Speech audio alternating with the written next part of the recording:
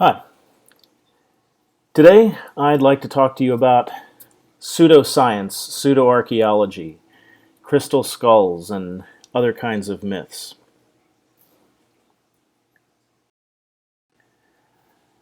One of the first of these that I think is appropriate to discuss is the mound builder myth. This is the idea that was promoted throughout the 18th and 19th century that the archaeological evidence of large towns and mound complexes in eastern North America were not built by the ancestors of First Nations people, but by white people from Europe. In various versions of this model, you have Phoenicians, Celts, Atlanteans, lost tribes of Israel, essentially anybody but the ancestors of contemporary Native Americans.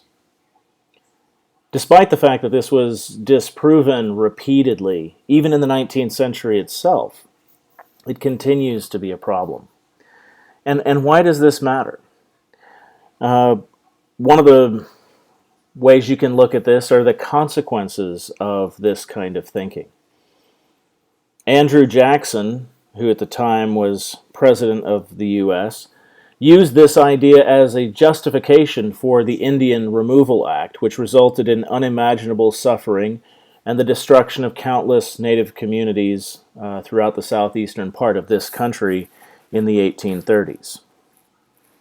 He justified it by saying that these mounds and other archaeological evidences clearly could not have been the work of the ancestors of the First Nations peoples, and therefore had to be the evidence of a pre-existing white race that had been driven out or wiped out by, in his words, these savages, therefore justifying all kinds of genocide, repression, and marginalization. So these kinds of ideas do have an impact, do have political, social, economic ramifications.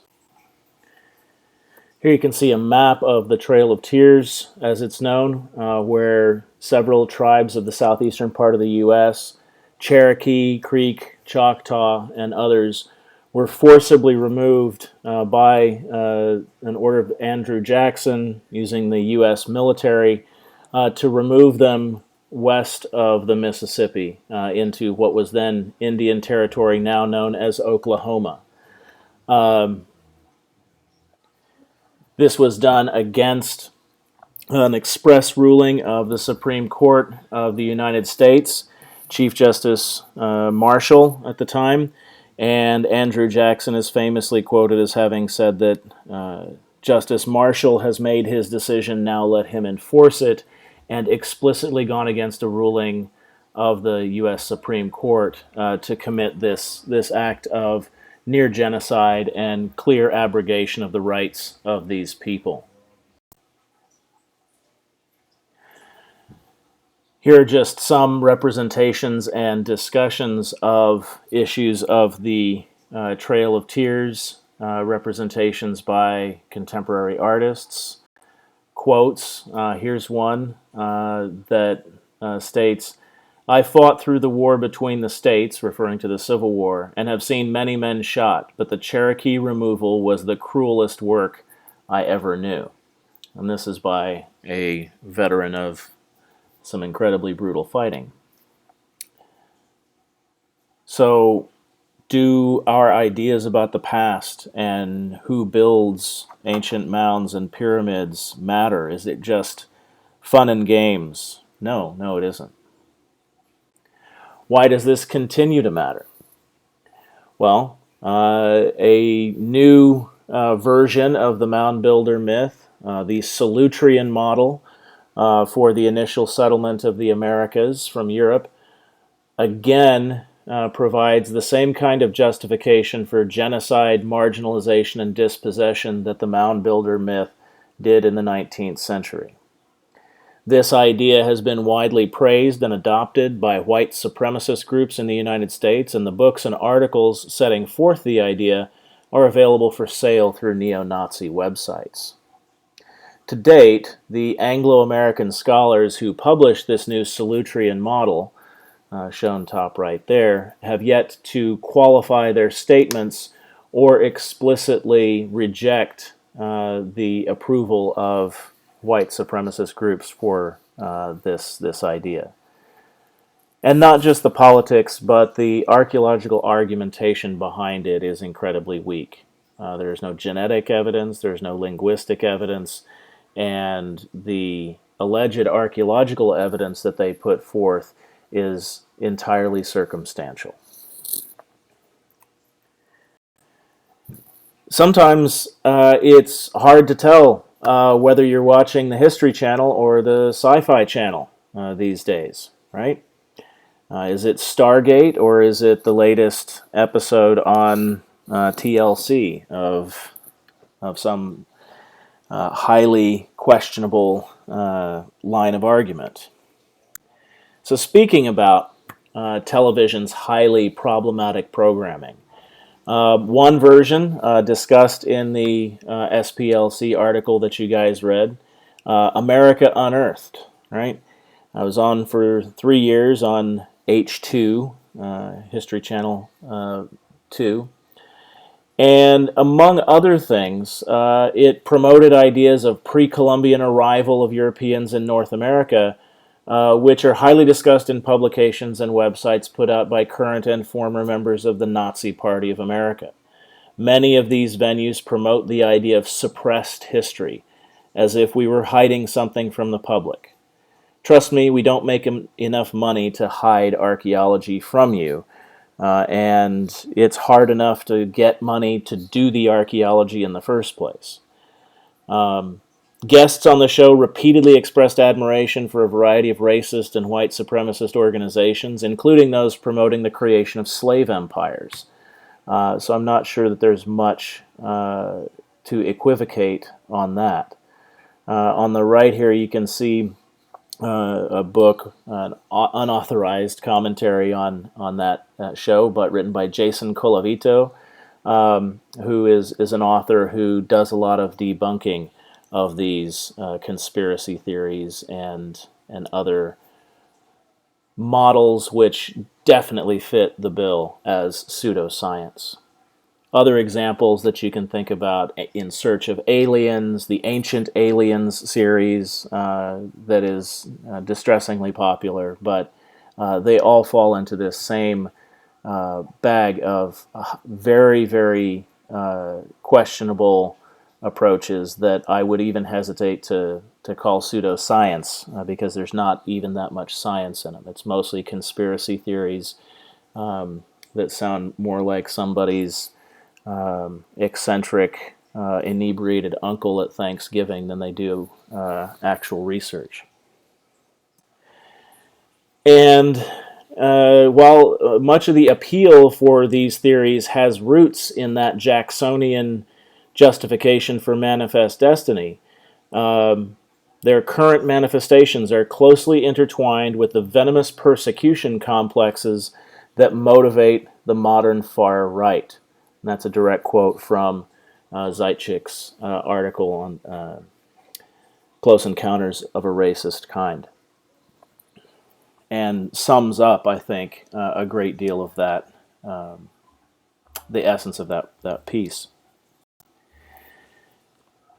So in a direct connection, the Nazi Party in Germany in the mid-20th century were very much into archaeology. They dedicated a great deal of effort to this in search for their mythical Aryan race, and trying to find evidence for their more outlandish claims of historical supremacy and justification for their ridiculous and murderous ideology of supremacy.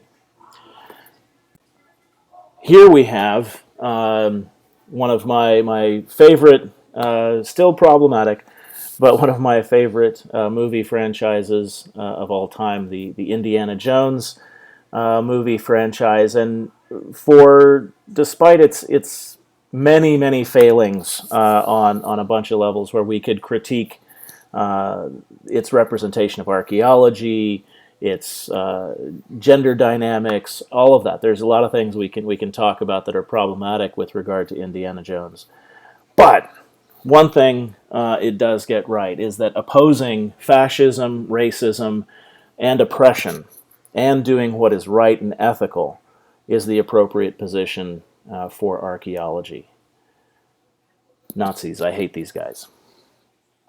Great line. Why does this continue to matter? Here's why this matters a lot. Whether in the past, present, or future, making the assertions of great achievements and attributing them either to the incorrect ancestral people or to aliens, both robs the real ancestors of remarkable achievements and makes either the false claimants or aliens greater by comparison. And here's where it is the crux of the matter. This contributes directly towards a lower opinion of some people and greater admiration of others. This can then lead to the manipulation of distrust of marginal peoples by a politically powerful group to achieve control and domination of nationalist politics. This has happened before. We must not idly allow it to happen again and again and again. So, do these kinds of arguments matter? Yes, they do. Do they contribute to the kinds of ideologies and thinking and attitudes and psychology that lead to the most horrific side of humanity? Yes, they can contribute to that. And if they can contribute to that, then they are not harmless. Author Ta-Nehisi Coates has a fantastic quote that sums up a lot of this. Racism is not merely a simplistic hatred. It is more often broad sympathy toward some and broader skepticism toward others. When you put it that way, someone does not have to be a Nazi. Someone does not have to be wearing a white hood and burning a cross someplace to be contributing to the kind of thinking, the kinds of social structures that lead to oppression, marginalization, and disenfranchisement of large segments of the human population. You don't have to have an armband or put an armband on somebody else to be part of the problem. And this is important. And the crux of Coates' message is the premise that race is the child of racism. This concept, this false concept, we've talked about it in other lectures. It's the child of racism, not the father. Race is not a biological reality, he says, but rather a social construct engineered to justify oppression in the pursuit of wealth and power. And because so many of these ancient aliens arguments are discussing ancient achievements by native North Americans, native South Americans, native Central Americans, native Africans, native Egyptians, South Asians, Polynesians. The one thing so many of them have in common is that they are societies of color. Despite all of the arguments about Stonehenge being an observatory or a place of the Druids or, a magical ley lines nexus, they don't generally try to turn Stonehenge into an alien construction, nor the Roman Colosseum, nor Notre Dame Cathedral. So that's something to keep in mind. One of the modern iterations of this comes through Eric von Daniken's work, Chariots of the Gods. The movie, the arena spectacle, the video game, theme parks and attractions, right? It's published in 1968. As of a few years ago, last time I checked, 63 million copies had been sold worldwide, translated into dozens of languages. This was sort of the renaissance point for these ancient aliens arguments. Recall that 500 years ago, because people generally were still in the geocentric mindset that the Earth was the center of everything. The notion of aliens from distant galaxies wasn't generally something that came up in most conversations. So when you're talking about these ancient aliens, you have to have a concept of aliens before you can have them be ancient. The lines of argument that are used in von Daniken's Chariots of the Gods, he talks about pictorial representations as being evidence. We'll talk about that here in a second. Argues that human evolution involved extraterrestrial civilization. We're guinea pigs for some genetic engineering by extraterrestrials. And that many advanced ancient technologies must have an extraterrestrial origin because our ancestors wouldn't have been smart enough to come up with these on their own. So one example you have, he likes to show rock art, examples of ancient rock art. One on the left there is from Australia, one on the right's from Utah. And you can see the anthropomorphic figures. Here we could say that the one on the left must be wearing a space helmet because that's round. On the right there, clearly this must be a star, an extraterrestrial. See the antennae on the head. I'm trying to one of the Star Wars. Yeah, that's clearly a Twi'lek, like Hera from Star Wars Rebels, opening a wormhole or something. That must be what those concentric lines are. You can interpret this in so many different ways.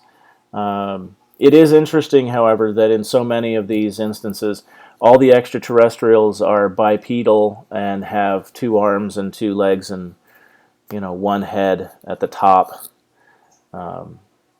just like us. Odds of that being replicated, repeatedly in different solar systems, different planetary bodies is pretty remarkable. So here you have some works by the Spanish artist Pablo Picasso, and so if you saw these works of art, would you conclude that Picasso had encountered extraterrestrials? I mean, particularly a couple of the Demoiselles d'Avignon there on the left certainly don't look very, very human in that representation there. And his famous painting of Guernica here looks more like something out of Pokemon universe than this one. You can see why it's a problem to use pictorial representations as evidence for extraterrestrial contact. Here's another thing. Artistic representations and the ink blot hypothesis. Look at these here, particularly the 2 on the left and the 1 on the bottom right. What do you see in each of these? And it can actually tell you something about yourself and others, what they see in the ink blots. Because it's a classic example of what psychologists call projection. Different people are going to see different things, but if I tell you that I see a particular thing in one of these ink blots, then you're going to be able to see it too. One of these is fake and not a real random ink blot. Can you tell which one? I hope so. And that kind of forgery also occurs in the alt or pseudo-archaeology world. Some of these purported Viking rune stones or other giant bodies that have been found throughout the 19th and early 20th century. Photographs have been manipulated. Actual hoaxes have been carried out. So that happens too. But even when you don't have a forgery happening, you can see there's still quite a bit of room for interpretation. One classic example, the Nazca lines, right? Shown several examples there on the top 4 panels of this slide. Some people said that they were runways for aliens. Firstly, interstellar spacecraft probably don't need runways like a Cessna 172 would. Secondly, tall mountains flanking the Nazca Valley provide perspective for, quote, seeing the patterns. You don't have to have an airplane to see them. Thirdly, the designs are made by means of the astounding use of, wait for it, shovels, scraping the dark rocks away from the lighter soil underneath. Is this clear evidence of alien technology? I doubt it. Finally, the lines that you see here, pretty well shown on the one on the top right and the second from the left in a map form there. The lines actually track, as has been recently discovered by archaeologists working in the region, track underground aquifers and rivers, which were used by the ancient people of the Nazca Valley to create vast interconnected subterranean irrigation systems called puquillos. You can see bottom left there several examples in one area where they're accessing this underground flow of water. And the lines that they're creating on the top of the ground are actually tracking these self-same drainage patterns. So they're more engineering plans, perhaps, than runways and space alien evidence. Very remarkable that the ancient people of Peru were able to figure out the geology and structure and hydrology of the situation enough to be able to mark this to help them plan their irrigation and know where to dig these deep spiral wells to access this. A remarkable achievement, but not one that we have to attribute to space aliens. And why is that? Occam's razor, right? William of Occam, a medieval philosopher. This is an idea that you can take from here and apply it to anything that you do. It doesn't matter what field you're in, from business to medicine to astronomy to archaeology to geology to art. All of these different things can benefit from the application of Occam's razor. And it's the idea, put one way, that more straightforward explanations are in general better. That is, if you have 2 possible theories that fit all available evidence, the best theory is the one with fewer moving parts, right? It is important to emphasize the part about fitting all available evidence. Sometimes the simplest explanation is very wrong because it fails to account for the evidence. In this case, Occam's razor does not apply. But if the explanations are both in agreement with the evidence, then Occam's razor tips the scale in favor of the simpler explanation, right? Bear in mind, too, that the word simple here is used in a very specific sense. The simpler explanation doesn't necessarily mean the one that's easier to explain, okay? Rather, it means the one with fewer moving parts, fewer variables in the equation, fewer types of abstract ideas, or fewer guesses, right? One of the most famous examples of a model that applies this is E equals mc squared. Energy equals matter times the constant squared. This is still one of the most fundamental equations in physics and is elegant to a fault, right? Also, check out this link here, science.howstuffworks.com, and it'll give you another description, another discussion of Occam's razor and how it actually gets applied in innovation and scientific experiments. So, ancient aliens and Occam's razor, right? Okay, if we're going to say that aliens built the pyramids, right? Just as a for instance. I'm not saying you say this, but it has been said. We've got two competing hypotheses here. Hypothesis A, that humans built the pyramids, and hypothesis B, aliens built the pyramids. Let's see what we have to know, what we have to assert, what we have to postulate in each of these instances. For hypothesis A, we must postulate that there are humans. Fairly safe. Humans frequently build massive tombs. Also safe. Here in Japan and China and India and just about everywhere else where you have large-scale state-level societies with hierarchies of power and inequality, you get big tombs. Okay, that's a pretty safe postulate as well. And the pyramids of Egypt are one example of this behavior. All right, pretty safe. Those are the only things that you would have to postulate. In other words, rather than just empirically observe for the time period and place in question, right? And geography, place in question.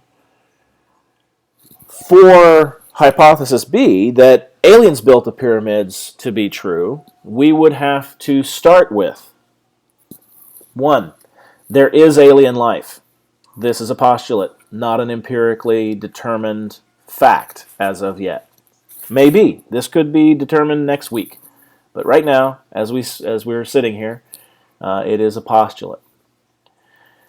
Another one, following that first one, is that some percentage of that alien life is sentient. Again, finding bacteria on Mars would be alien life, but it wouldn't give us this second postulate of sentient, thinking, self-aware alien life, right? Okay.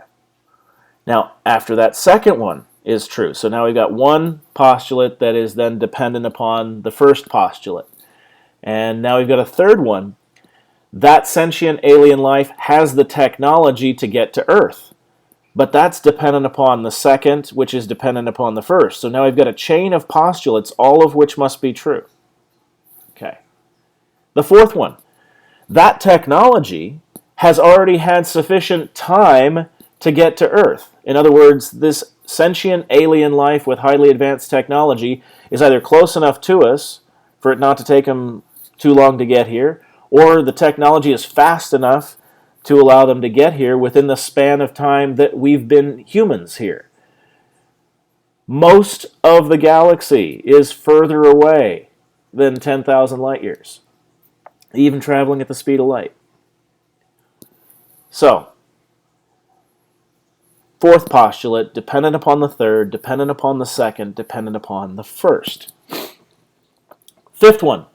They arrived here openly in the past, but have stopped doing so in the present. So in the past, they were building pyramids, kind of hard to hide from people. You know, they're doing stuff, and they did that openly in the past, but they've stopped doing this in the present. This is a postulate, right? 6, aliens are motivated to build pyramids. For whatever reason, aliens want to build pyramids. How do you know this? Know this. You don't. It's a postulate. Aliens left no unambiguous signs of their presence. They didn't. Where is the clear alien statue that's not just an ink blot situation? No scientists have discovered evidence for aliens. Right? Now this one, some people like to try to get around by saying that the evidence for it has been suppressed. But remember, that goes back to some of those other lines of thinking that we talked about at the beginning of this lecture. Trust me, it's not feasible or reasonable to suggest that the evidence exists and it's just somehow hidden from everybody. That's not a reasonable thing to assert. Scientists don't get paid enough. Finally, aliens covered their tracks by making the pyramids look like they were built by humans. Right? So now, all of these things that are not empirically demonstrable, they're not facts, that you can't point to actual evidence for these specific things, right? All of these have to be true for hypothesis B to be accepted over hypothesis A, right? So the first explanation has fewer moving parts, fewer postulates, as Aristotle would say, and in addition, each moving part is more straightforward. In the second explanation, you have a lot of different postulates, and each one seems to raise more questions than it answers. So which one is more likely to be true? The first one.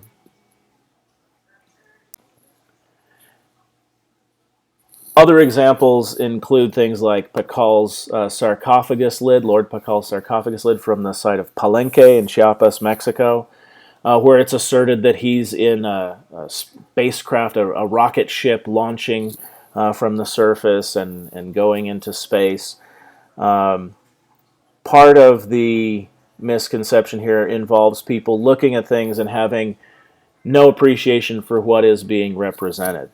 This is the Maya tree of life. He's entering the water, which is a metaphor for death among the Maya.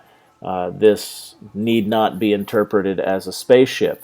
But if you can think about the significant cultural symbols or religious symbols or meaningful artwork in your own life, and then take it and transport it, 1,000 years into the future and show it to somebody who has no idea about your language or tradition or belief structure, and see if they would, potentially interpret that as evidence for space aliens. You can see how that might be highly problematic. The reading that you've been assigned, Holly 2015.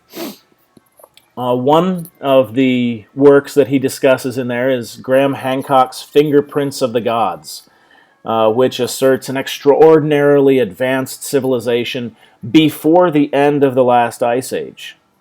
According to Graham Hancock, they were treated as gods by the primitive people they encountered, and provided a catalyst for the foundation of civilization in places like Egypt and Peru. He suggests somehow that within the last 10,000 years, crustal displacement, in his words, whatever that means, moved Antarctica from the temperate zone to the South Pole. That I haven't heard geology gotten that incorrectly since I read Journey to the Center of the Earth to my 10-year-old. According to Graham Hancock, this civilization was white. Yep, he means what it sounds like. For example, he denigrates the Maya, asserting that other than their calendar, quote, there was precious little else that these jungle-dwelling Indians did which suggested they might have had the capacity or the need to conceive of really long periods of time.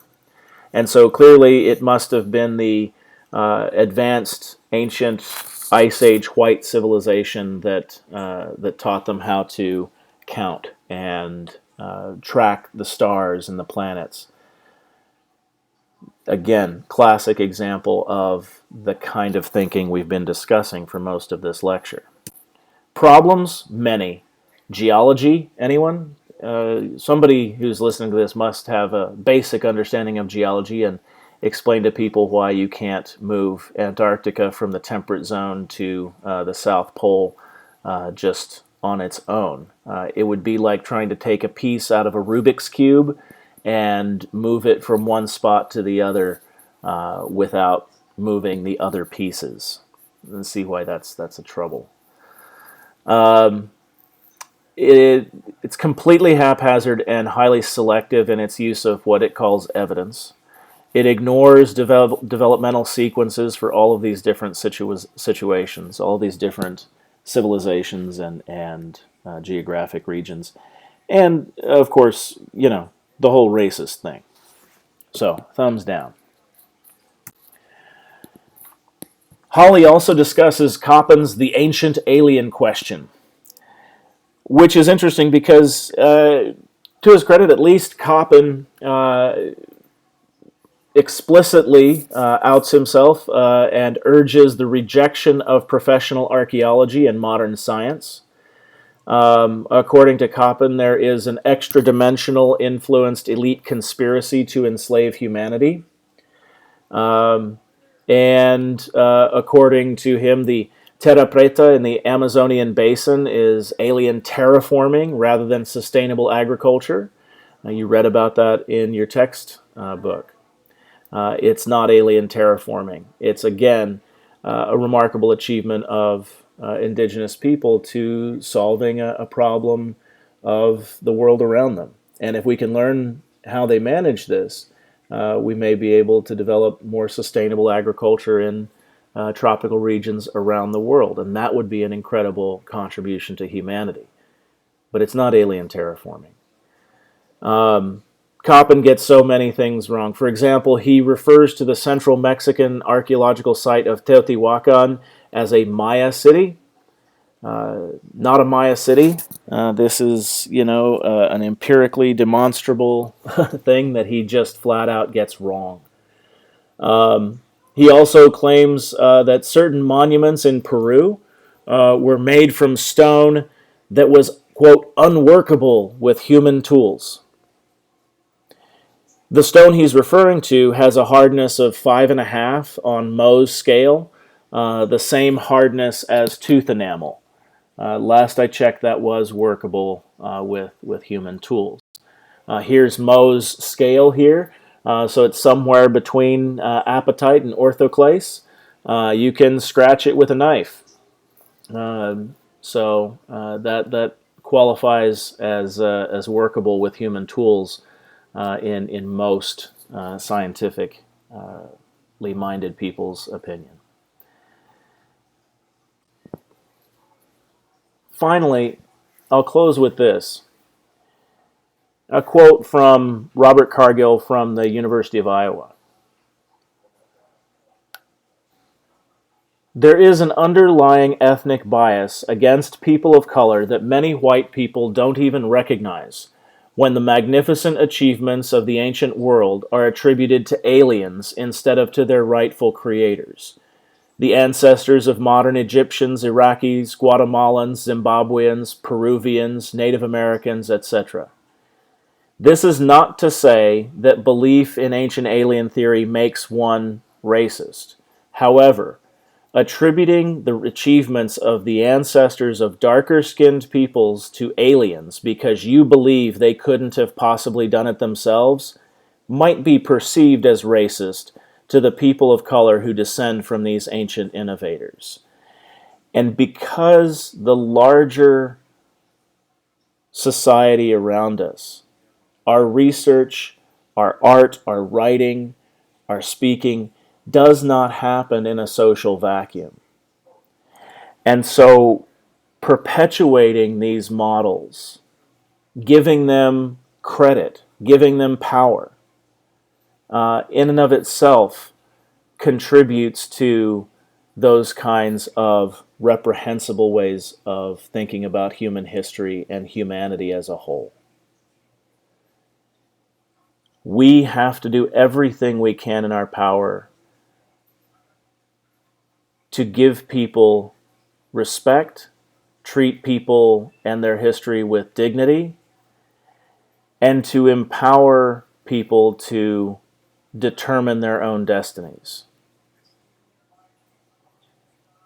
And this is an important step, and we're at an important juncture with the information that travels around the world at the speed of light nearly now. We can shape the way people approach other people and the way we discuss the past, as I started with this in this lecture. The way we discuss the past definitely affects the present of many, many people. I'll close by saying this. There are still so many fantastic things to learn about the history of our species, both here in North America and around the world. There are so many stories yet to be told, so many genuine mysteries yet to uncover. We are just beginning this self-discovery. And if we can do it the right way, it will enhance our belonging together as a common human species, and hopefully bring us closer together. Thank you for your patience and listening. I hope you have a wonderful rest of your day. Goodbye.